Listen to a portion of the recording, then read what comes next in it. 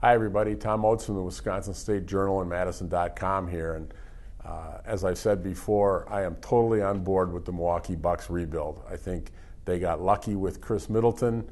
He was a throw-in in the Brandon Jennings-Brandon Knight trade for salary cap reasons, and he turned out to be almost an all-star level player.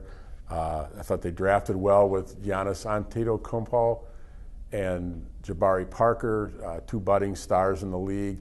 I thought Jason Kidd was the right guy who would have the kind of respect that would help these young guys grow through over a period of years, because they certainly had a lot of growth to get done. And I even thought this was the year that the Bucks would take the step forward and become a viable playoff type team. Clearly 2 years ago was a fluke. At this point, we see that. But I thought this was the year when Giannis and Parker would take that step up, become stars, join Middleton, and become a pretty good team.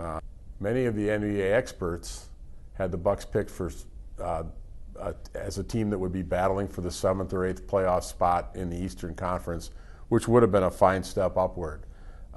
Then Chris Middleton got hurt, blew out his hamstring a month before the season, and everything changed for this team. Middleton's loss will have a negative effect on almost everything the Bucks were trying to do to improve their team this year.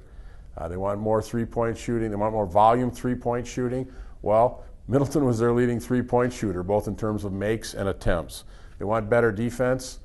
Middleton is probably their best perimeter defender, although certainly acquiring Matthew Dellavedova certainly helps in that regard. They wanted a better bench. Well, if you have to play bench guys in starting roles, doesn't really help your bench much. So it was just a critical loss for the Bucks.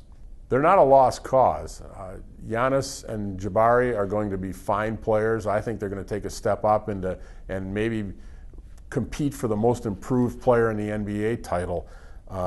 But realistically, at this point, it's up to Jason Kidd to get this team to play hard every minute of every game, every night. It's the only way these Bucks will ever get better than 33 wins this season.